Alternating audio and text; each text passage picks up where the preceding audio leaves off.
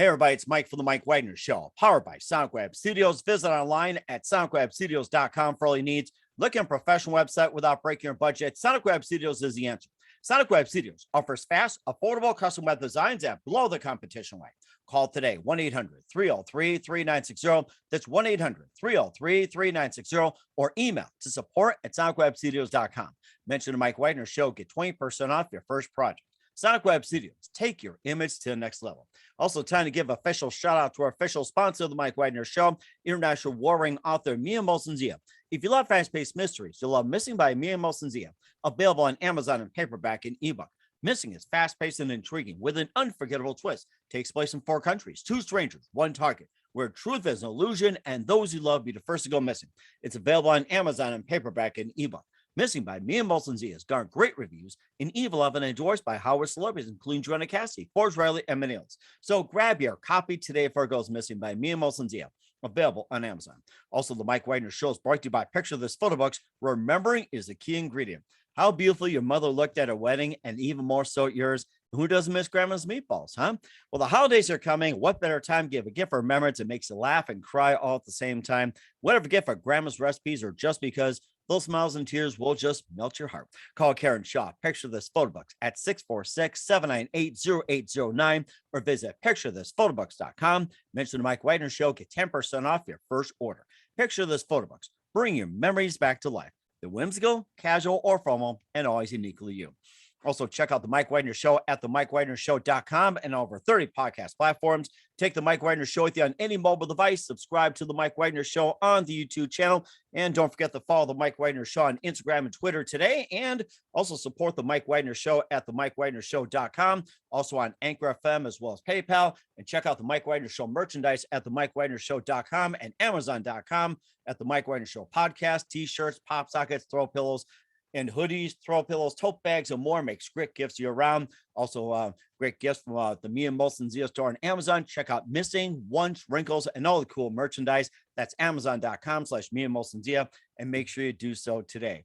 We're here with a very terrific gentleman who is out of the New York area, and he's known for the smash hit from the 70s, Ariel, which was top 20. And of course, some made it to top 5, like in Chicago and more. And recently appeared on a 6-night virtual show over at the Edinburgh Fringe Fest, and also composed soundtracks for TV and film, including NBC's Erie, Indiana, also Nickelodeon's Nick Arcade, and Central TV series Boom. And also released a number of great releases like Squirrels in the Attic, and also has some other works too, like Dean Zine Live Stream, The Songwriter's Handbook, and of course, a lot more as well. And live, ladies and gentlemen, from the Plus Studio somewhere in beautiful New York State, the very multi-talented singer-songwriter of American Lullaby, Dean Friedman. Dean, good morning, good afternoon, good evening. Thanks for joining us today. Hey, Mike, pleased to be here. Thanks for having me.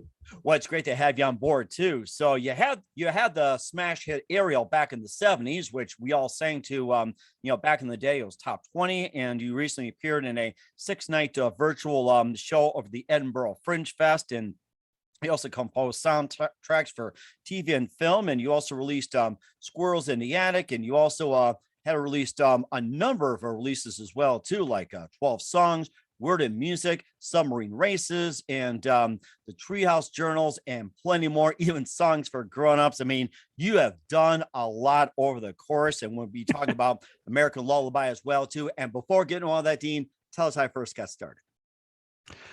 Well, I was working a newspaper route in Paramus, New Jersey, delivering the Bergen Evening Record, and collected over a summer a bag full of quarters. I took him to 48th Street to manage music, dumped them on the counter, and I said, I'd like that guitar.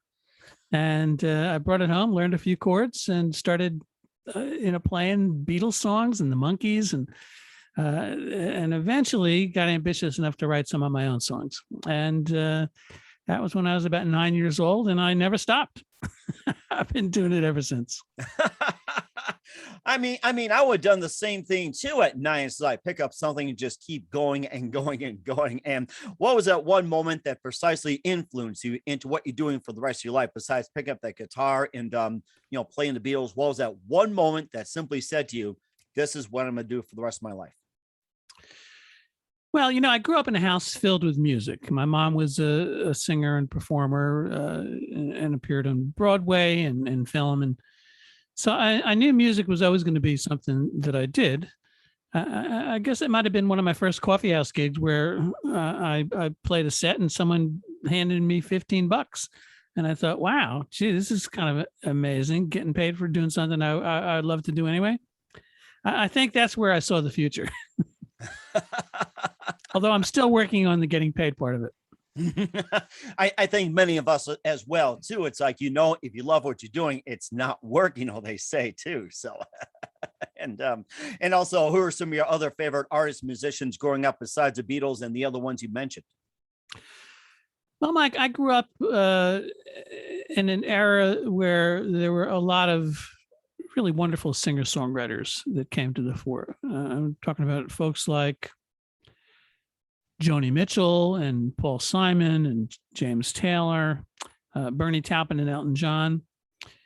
Folks who in particular wrote songs that, to my mind, painted very vivid pictures with their words and music.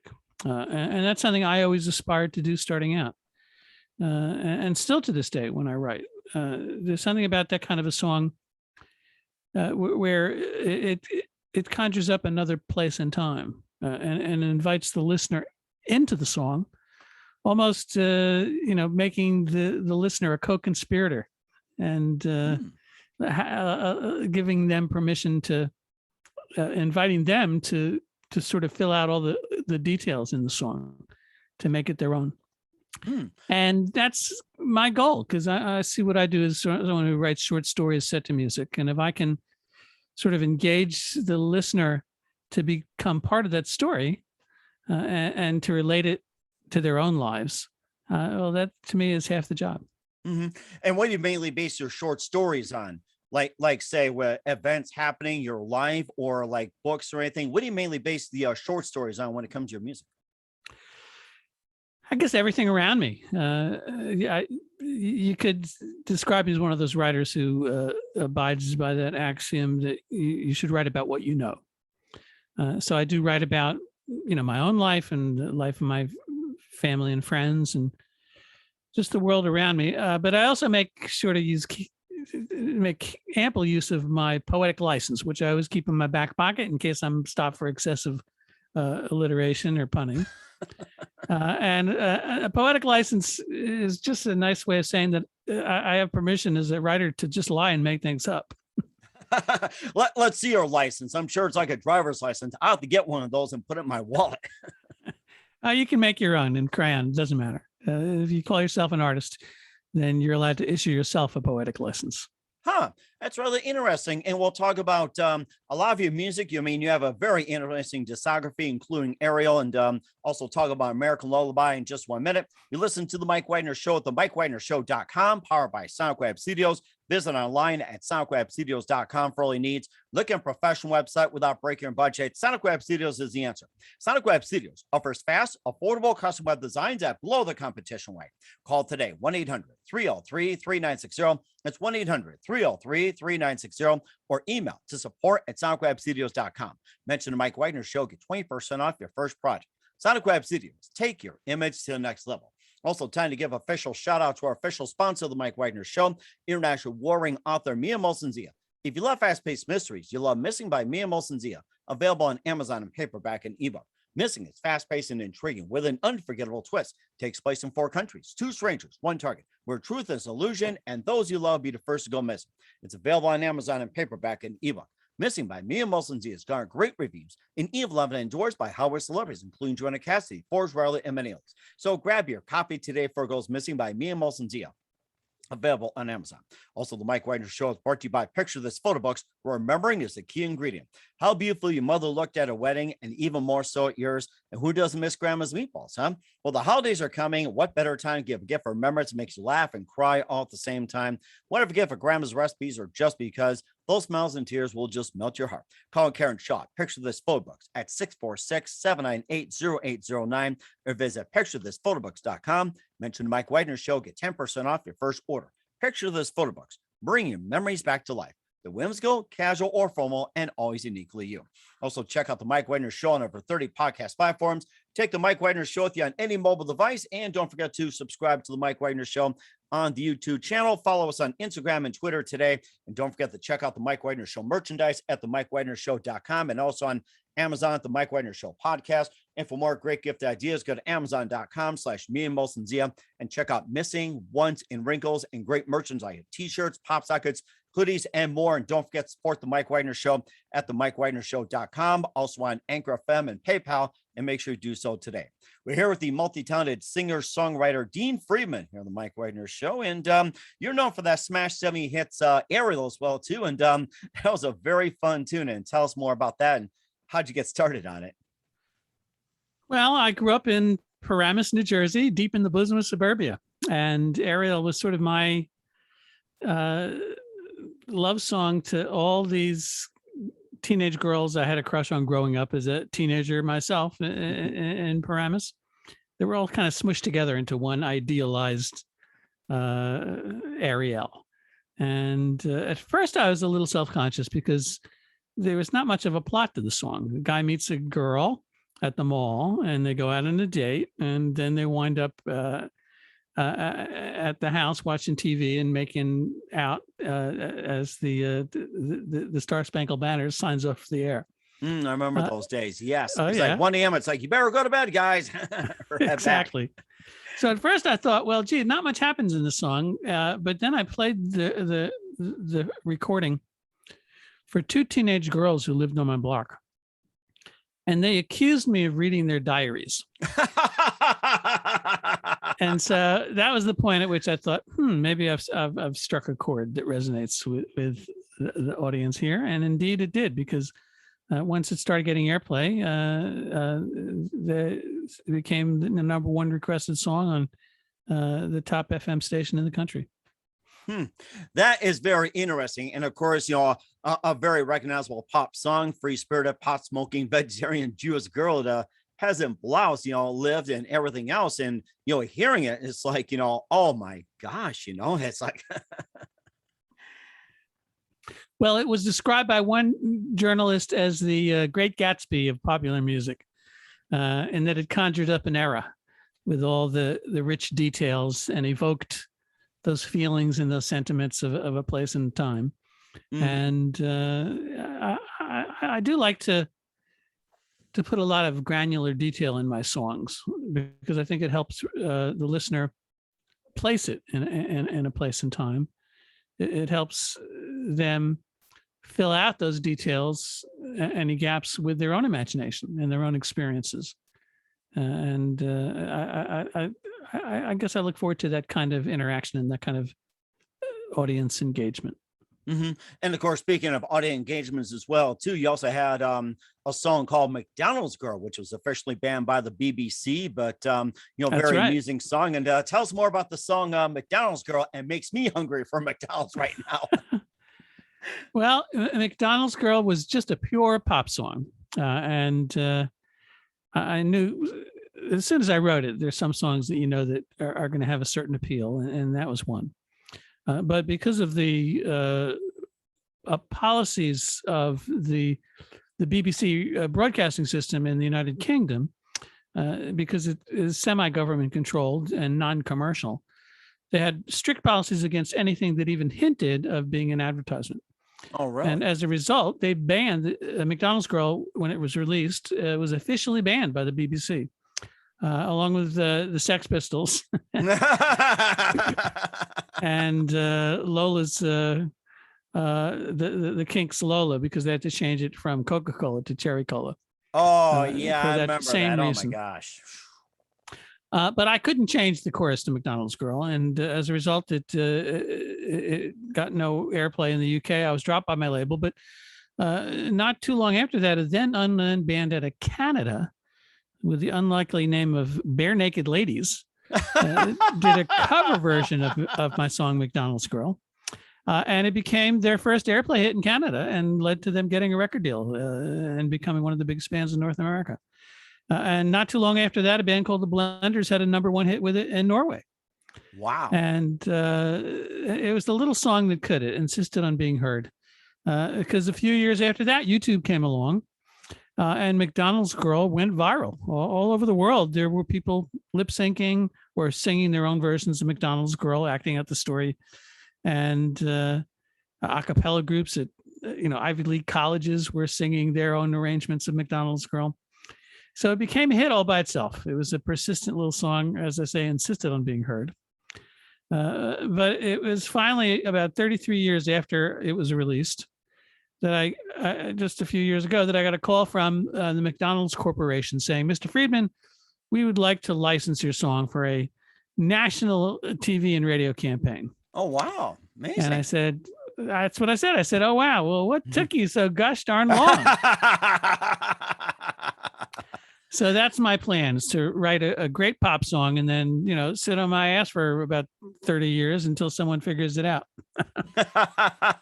And I see you having something from McDonald's right now. It's like maybe like a drink or something. And I'm having some McDonald's coffee as we speak here. Oh, there you go. Well, you know what? When it was banned, I was sure that the BBC was afraid immediately upon hearing the song, millions of people would rush out to McDonald's to gorge themselves on hamburgers. But in the lyric, if you listen to the song, I never actually eat the hamburger. It's just a pretext for having an excuse to talk to the girl behind the counter that I was smitten with. So I always thought it could be more of a public service announcement, but they never saw it that way. Oh my gosh. And then when the deal came up where it's like, we want to license you and everything else, I thought you can get a lifetime supply of Big Macs along with, well, you would think so. Whatever you put on, like $1 million contract or royalties and all that. It's like, ask for Big Macs lifetime. Yeah, lots and lots of French fries. Oh, you're making me more hungry. Oh my gosh. And of course, that came from that album, Well Said, the Rocking Chair. Also had Lydia, Rocking Chair, Woman of Mine. And you had just about a lot of tunes on there too. So if you want to talk about those, that's fine. And you also had 12 songs, Word and Music, Submarine Races, Squirrels in the Attic, The Treehouse Journal, Song for Grownups, Rumpo Romeo. And tell us about some of your works as well too. If you want to talk about some of the singles, that's fine too. If there's anything else, feel free to talk as well. Well, McDonald's Girl was off my third album, Rumpled Romeo. But after it was banned, as I say, it did derail my recording career for a while. But I did get very much involved doing virtual reality video games for Nickelodeon television and doing soundtrack work for TV and the occasional low-budget horror film. Mm-hmm. But finally, when the internet came along, I was able to reconnect with my audience because I had a bunch of songs and I wanted to record a new album, but I needed the money to upgrade my studio and pay musicians. So I wrote an email to the folks that had been following my website, and I said, "Look, I'm ready to record a new album, but I need to finance it somehow. If you pre-order the CD, then I'll have enough money to go in the studio and start recording." And I was a little afraid that everyone would write back and say, "Oh, Dean, why don't you get a proper job?" Like what proper job? It's like you got enough McDonald's already.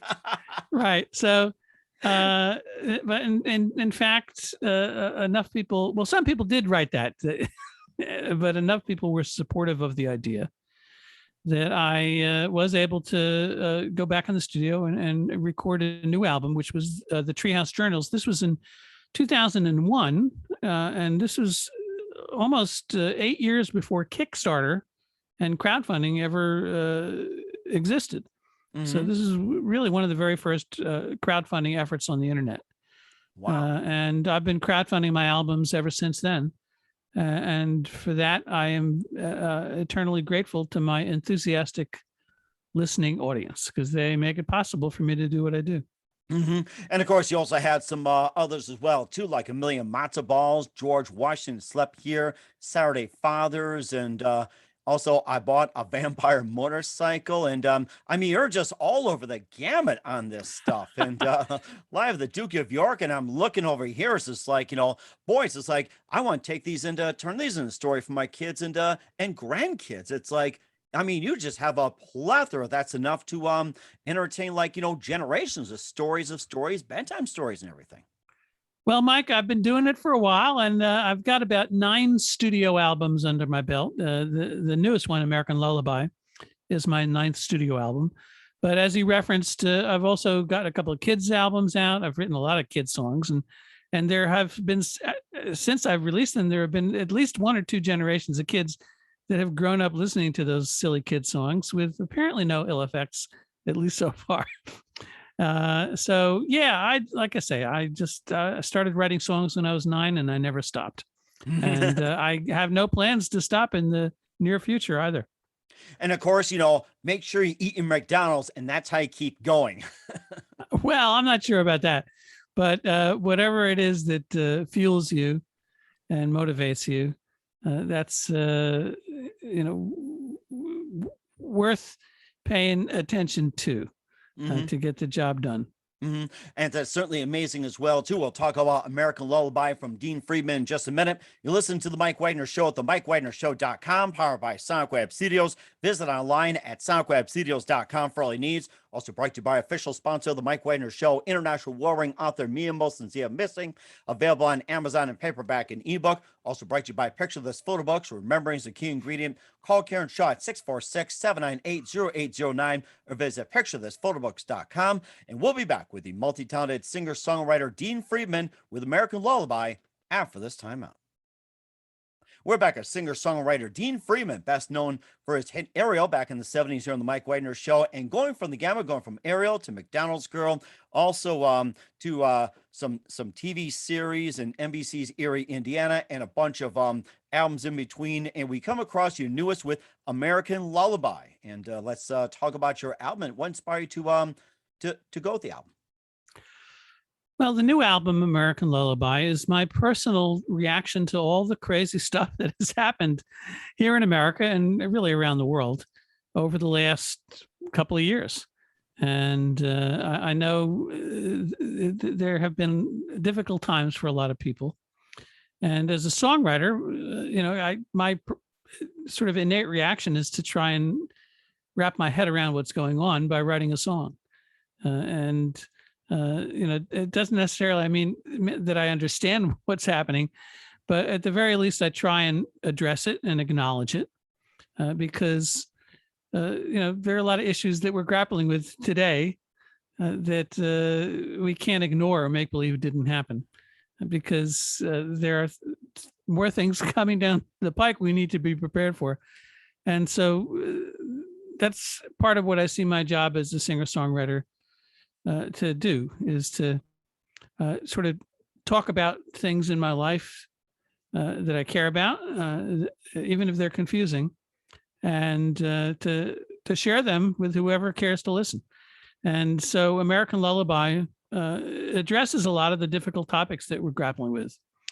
The very sort of serious cultural split here in America, and our pretty dysfunctional politics at the moment, on top of the pandemic, which is ongoing, on top of the climate crisis, which people used to call a pending climate crisis or the looming climate crisis. Apparently, it's no longer looming, nor is it pending. It's here and now. Mm-hmm. The West Coast is on fire. Europe is underwater. Hurricanes are bashing the South. Of course, New York got flooded, and some areas got hit with a major drought. Crops pretty much withered up, and of course, along the South, hurricanes galore. It seemed like hurricanes every day. We're probably on like maybe Hurricane Johnny. Next up, Hurricane Karen, or Hurricane Larry, or maybe Hurricane Marcia, or something. It's like every day comes across these hurricanes. I'm looking forward to Hurricane Mo because I don't think we've ever had a Hurricane Mo, and I just like the sound of that. Hurricane Mo. I hope it's a little squall and just dissipates and doesn't hurt anybody. But that's my look. But simply the point is that the album is filled with all the things that everybody I know is concerned about on a daily basis. But even though I was dealing with what I knew were often difficult topics, I wanted to find some kind of format to discuss them that wasn't going to just send people screaming, running off into the hills. Mm-hmm. And that's why I used the model of a lullaby, because if you think about it, Mike, all lullabies in every culture around the world share one very curious property in common, which is that as a parent is trying to lull their little baby to sleep, singing a very soothing, gentle melody in a quiet, comforting tone. If you listen to the words they're singing, they're terrifying. The lyrics to lullabies and fairy tales are filled with all these horrible things that happen to kids. And think about Rockabye Baby. Rockabye baby on the treetop. It's like when the wind blows, we're gonna knock you out. That's right. The cradle will rock. The bough breaks. The kid falls. The cradle falls on its head. First of all, Mike, I got to ask, what is this kid doing up in the tree in the first place? I guess that's a question I never bothered to ask, and I never figured it out. And of course, we can always look it up online. I mean, we got our phones, we got our laptops, and we got the Fitbits, and soon to be like Dick Tracy wristwatches back in the day. And I'm sure everybody's scrambling to it right now. And of course, if you're listening, if you find out the answer to it, let us know. And well, it's a good point, and I did think about it, Mike, and I concluded finally that a likely reason is that parents everywhere share a universal desire to prepare their kids for what's to come, for their futures, to instill important lessons in those gentle nursery rhymes and lullabies, to prepare kids as they grow and face the world for some of the terrors, some of the dangers that they're likely to face. And they don't want to send them out into the world completely unarmed and unprepared. And I think that's the function of a lullaby. But again, they don't want to terrify them, so they do it in a soothing way. And so that was my model for my new album, American Lullaby. I'm dealing with a lot of serious topics. I'm dealing with the original sins of America, the massacre of the indigenous population, 200 plus years of slavery, both abetted by our inexplicable love affair with guns, unique to any modern civilization. I love America. I'm proud to be an American. I'm proud of so many things that America has done and stands for. But there are things that I'm not proud of that we've done. And people say, oh, well, that's in the past, but it's not. The past is really not the past. It continues and persists to this day. And unless we face some of these mistakes we've made, unless we acknowledge them, then we are doomed to repeat them in the future. So, wasn't some philosopher that said that we're doomed to repeat history? Who's on? I've heard that phrase. Who's the philosopher that said that? I can't remember. Is Santiana or something? Might well be. I'm sure it's been said in many forms, in many ways, because it's just a fact of life. And, it's okay. I tell my kids, it's okay if you want to lie to me or if you want to lie to your teacher, but that's not a good idea, but it's not the worst thing in the world. But what's not acceptable at all is if you lie to yourself. Because if you lie to yourself, then you're really setting yourself up for harm. And that's how I feel about America, is that we can't lie to ourselves about how we got here. Because the problems we're facing today, we just didn't get here overnight. Some of their origins go back hundreds of years. And we're not going to be able to fix some of these problems unless we admit that. It doesn't mean we're horrible. It just means that we make mistakes. We got to improve. We got to do better. And so that's some of the subject matter in the new album, but also anyone that's familiar with my albums and the music that I make knows that it's really eclectic and that there's always an ample dose of humor and silliness, even in the most serious songs that I write and record.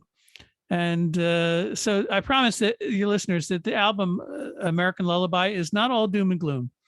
In fact, it's got a lot of infectious, fun stuff in it, included with some of the serious stuff. And so far, the reaction to it has been really strong and positive and powerful.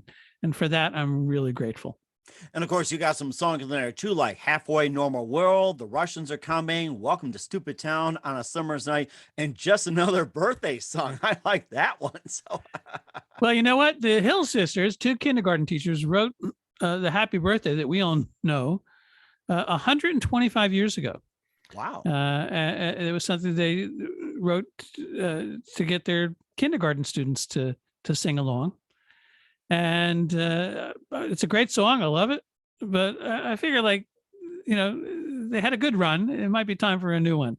And so that's why I wrote Just Another Birthday Song and included it on the new album, in part also to remind myself and anyone who cares to listen that even in the midst of difficult times, which we're going through still, that even in the midst of those difficult times, it's still incumbent upon us to be clear-eyed about those gifts and blessings that we do enjoy, and to cherish them and to celebrate them.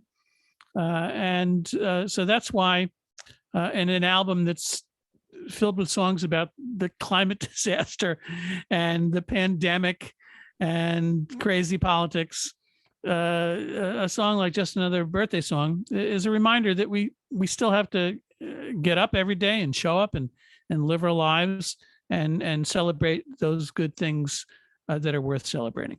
And what are some of the other problems that you encounter or you take head on in this album as well, too, besides the racism, the fractured politics and culture war, climate change, and everything else? What are some of the other topics that you take on in the album? Well, it really does run the gamut. I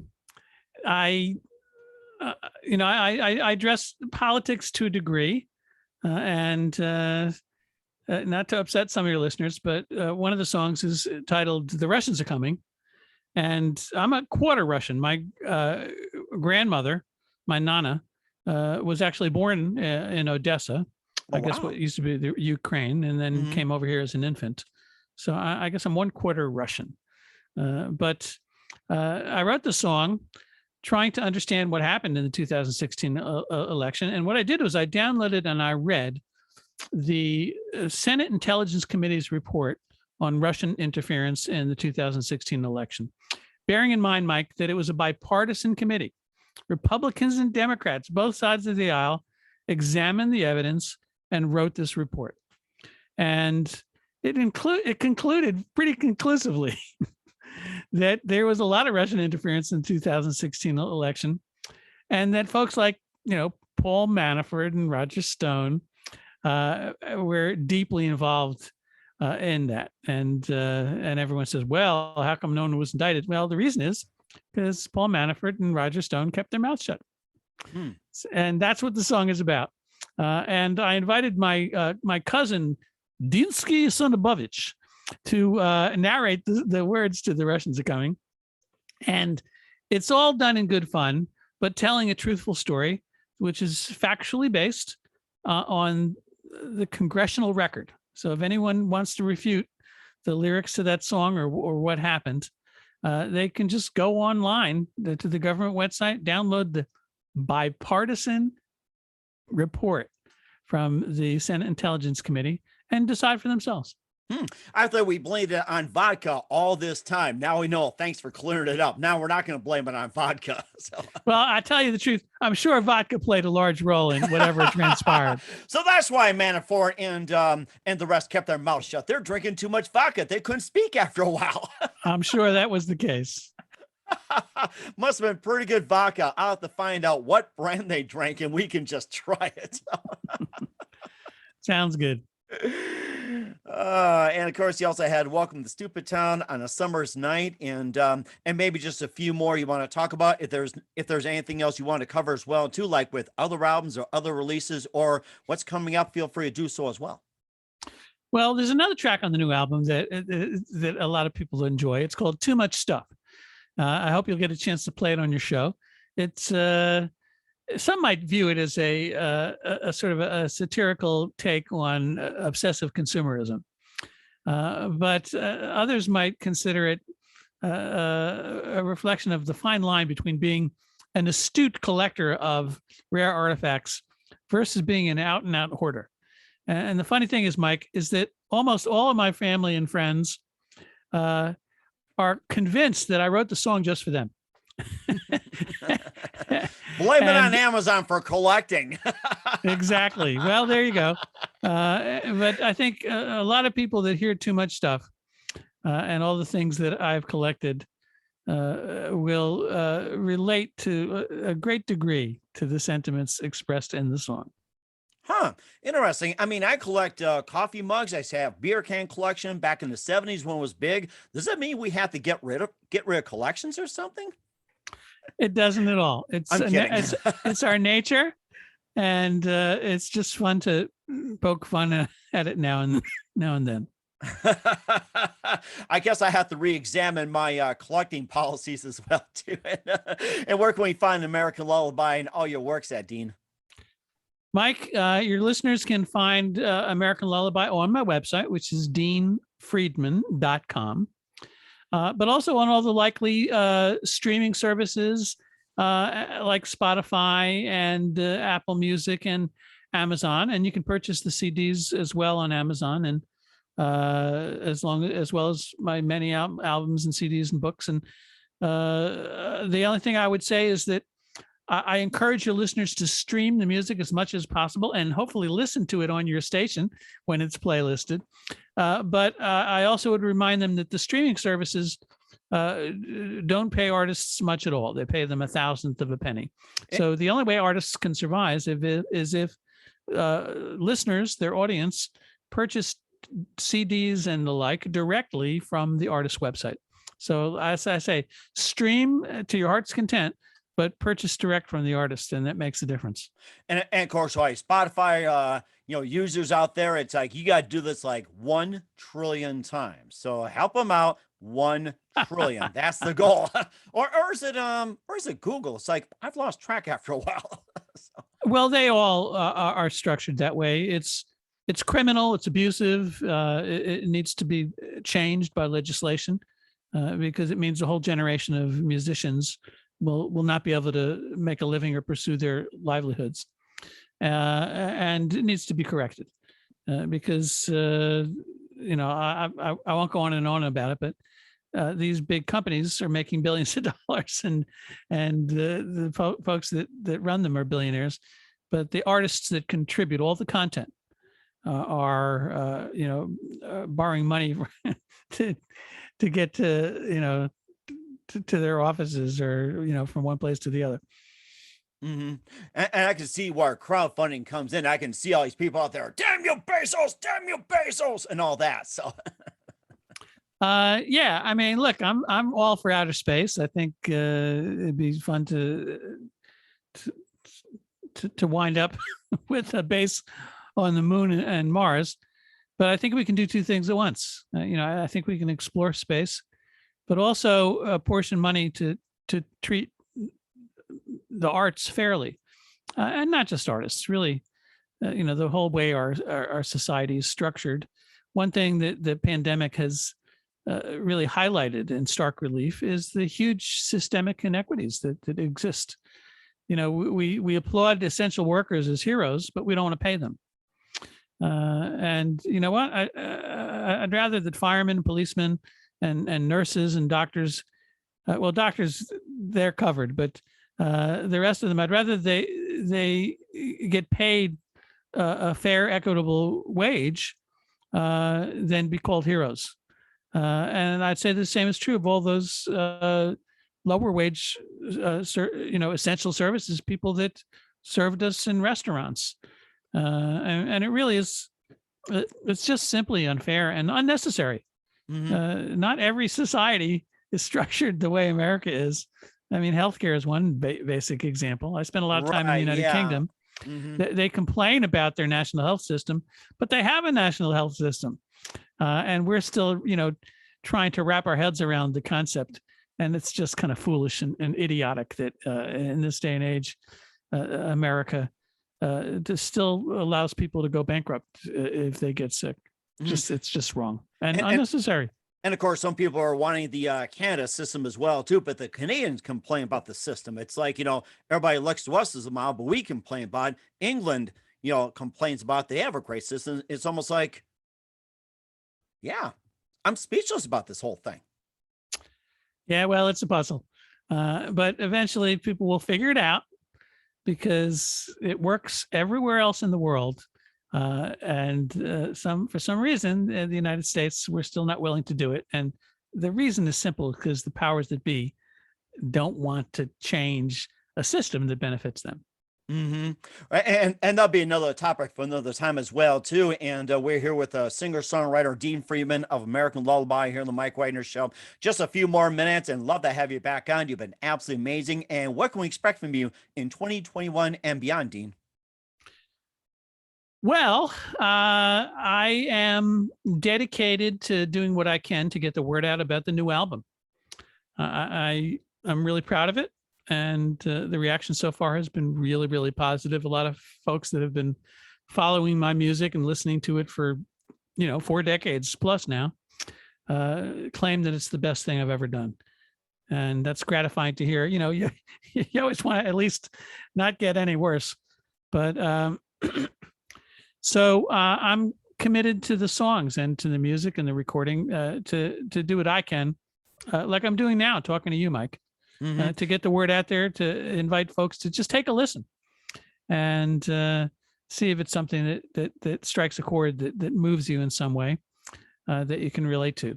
And so far, a lot of folks have said, yeah, that sounds just about right. Mm-hmm. And I've listened to it myself too, and that is totally amazing. It's like, my kids are grown, but it's like I'll probably do the lullaby with pats of my cat or dog and to the tune as well. So, well, that's great to hear, Mike. I appreciate it. That's amazing as well too. And who do you consider biggest influence in your career, Dean? Well, as I said earlier, I always had an affinity for singer-songwriters who are storytellers and paint pictures with their words and music. And I would include folks like Joni Mitchell and Paul Simon and James Taylor and Randy Newman, Bernie Taupin and Elton John. Those are songs that really had an impact on me growing up. But I also always had eclectic tastes. There was always some Broadway show tune on the piano or some classical aria on the turntable. I love jazz and folk and rock and country and you name it. That's why sometimes my albums have been accused by critics of being a little too eclectic. But I take that as a compliment, Mike, because I love all kinds of music. And for me, as a storyteller, I try to use the genre that I think best serves the story that's being told. And that's very amazing too. And what's the best advice you can give to anybody at this point? Well, the best advice to anybody, including musicians, I would say, is trust your instincts. Try not to always please everybody around you, because if you live your life pleasing other people, you're going to have a miserable life. Try to find out what you care about, things that are important to you, and do what you can to pursue those pursuits. As you said earlier, you said yourself, that if you find work that you love, it no longer becomes work. It still means you work hard at it, but you're motivated and you're driven to do it well because it's something that you care about. So, yeah, try to find what your passion is. And sometimes you can't always get rich following your bliss and your passion, but you can usually find a parallel path in that same general vicinity where you can make a living while you also do the things that you love. That's what my mom told me when she realized I was going to be a musician for a living. She said, well, always make sure you can find another way to pay the bills. And at first I laughed at her, but at the end of the day, that served me well. Because even after I was dropped by my label because the McDonald's girl was banned, I still was able to make a living and pay the bills, keep the electricity turned on and food on the table by doing things that I also loved. There was usually some musical component to it, but I wound up designing video games and doing museum exhibits and engaged in virtual reality. It was all fun stuff. There was always, as I say, some musical component to it. But it was because I pursued those things that I found really interesting, and tried to find ways to make money within those interests. So that's the best advice I can give for whatever it's worth. And you can thank the Geico lizard for that as well, too. So that's what I think of. So okay, there you go. I would not argue with the Geico lizard. He knows what he's talking about.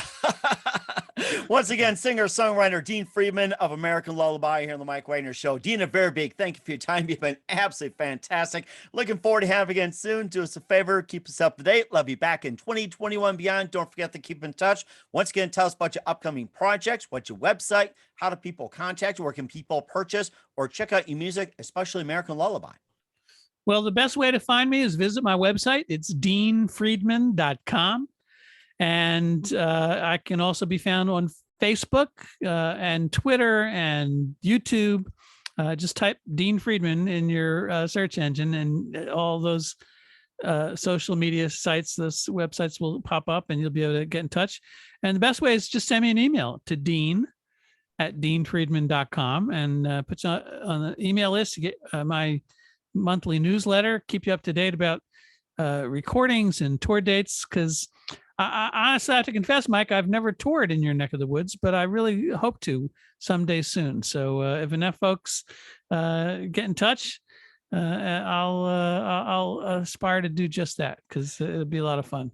Just let us know when you're coming up, and I'll show you around the town as well, too. So you let me know, and we'll just go from there. So that sounds great. We'll go out to McDonald's. Sounds good. Yeah. And more than McDonald's. We'll lay out our plans on McDonald's. Once again, singer-songwriter Dean Friedman and Mike Wagner Show. Dean, very big thank you for your time. You've been absolutely amazing. Looking forward to having you soon. Keep us up to date. Keep in touch. And you've been absolutely fantastic. We definitely wish you all the best. Thanks a lot, Mike. All the best. You too. Take care.